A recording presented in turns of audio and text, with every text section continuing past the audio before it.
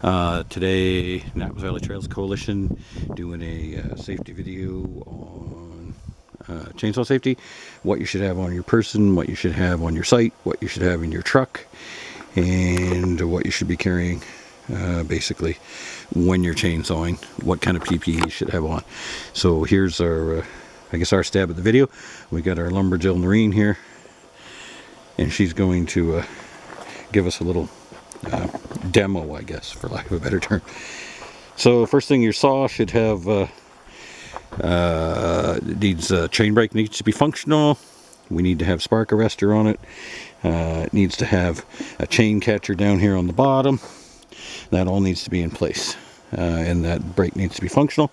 Chain should be tight and sharp so you don't get kickbacks. And of course you do need to have a chain brake. Can't have Grampy's home light there without that.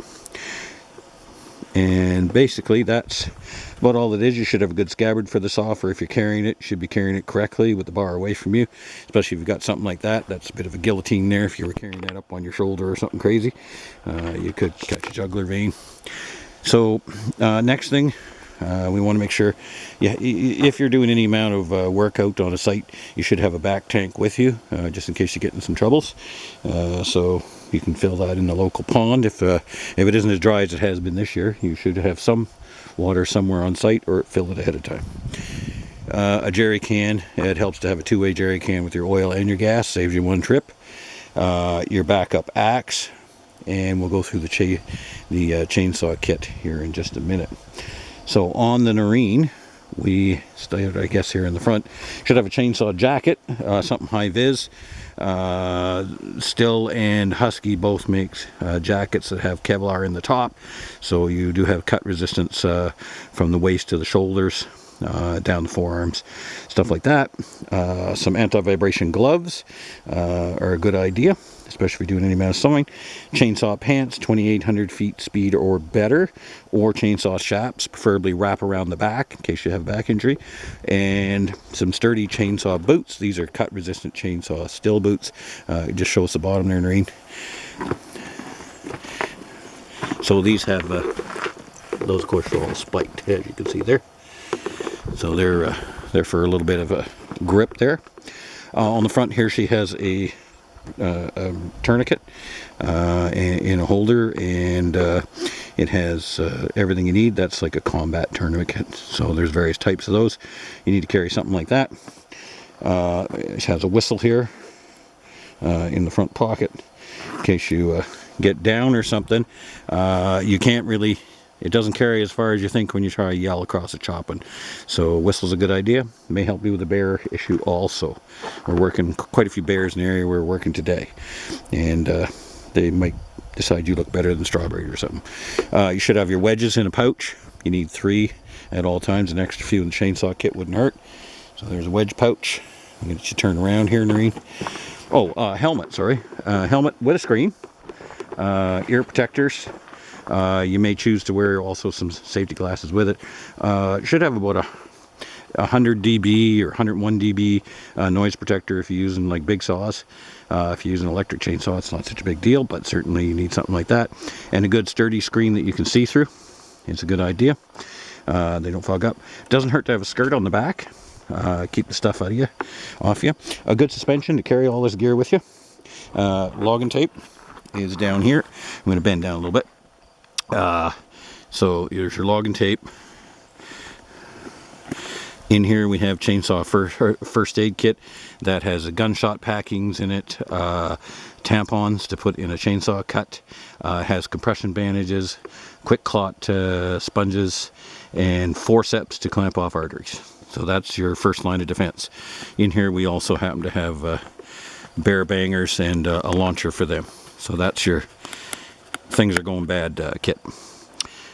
Center kit here has a couple handy dandy items.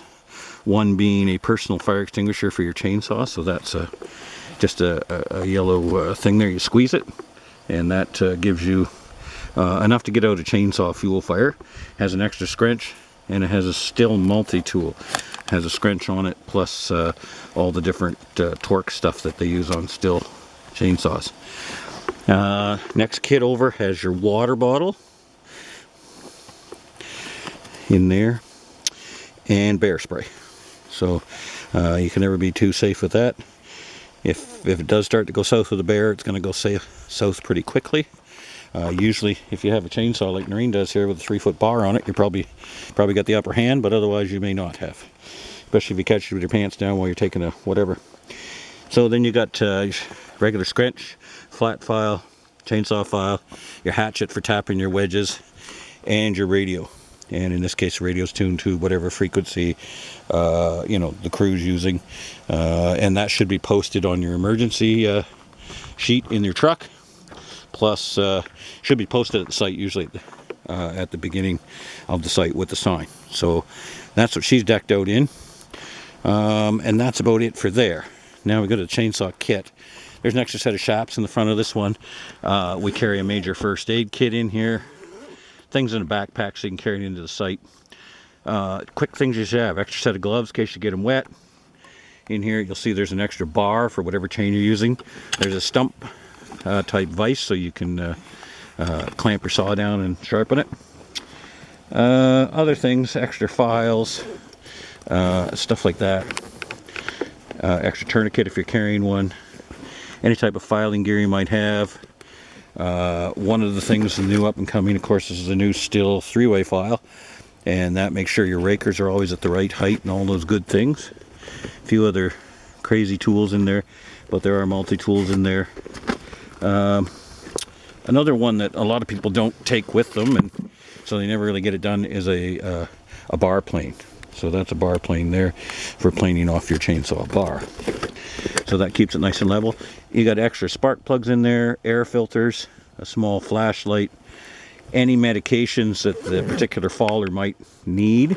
So that could be asthma medications or an EpiPen or something like that. If there's anybody on the crew that's got issues like that. We'll have a quick check over at the truck here. One of the things that we like to make sure everybody understands, when you're on a site, park your truck facing outward.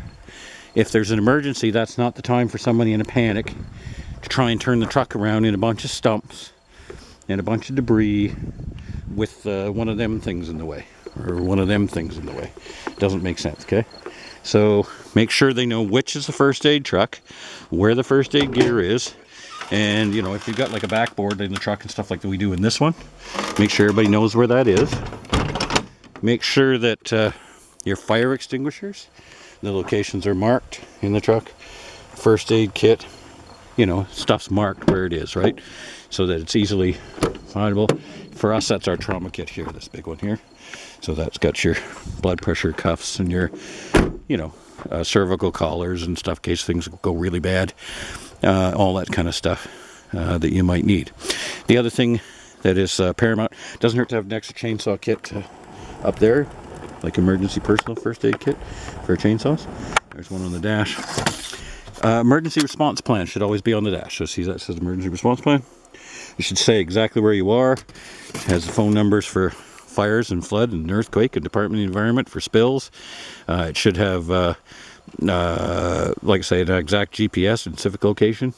If you can get it, obviously there's not a civic location out here. But whatever you can do, and a description of how you get to where you are, and the protocols for any of the things that go bad, in case it's a supervisor or something that's hurt. Where the nearest hospital is, how long it takes to get there, what you need for medical evacuation, if there's a place a chopper can land, all that stuff should be in that plan. So again, make sure everybody knows what truck is the emergency truck, how you're going to get people the heck out of here, and if you've got to keep in mind, a backboard's great too, but if you don't have enough people on the crew, I have no idea how you're going to get a person across a chopping. We've tried that a lot of times, and if you're going through knee-deep slash or waist-deep slash, like over in here, it's going to be very hard to get a person out on a backboard. So you can get them on a backboard, you can get a cervical collar on them, maybe if they're hurt, if they've been hit by a tree, but get them stabilized. But it's going to be very difficult if you're not trained to actually get that person out of the woods. So, maybe a while. I would count on 45 minutes when you're out here would be a really good deal if you could get them out of the woods in that kind of time. So, anyway, that's about it on sort of how we do it. There's certainly a lot more to chainsaw safety than that, but that's the kind of stuff you need to be safe out in the woods.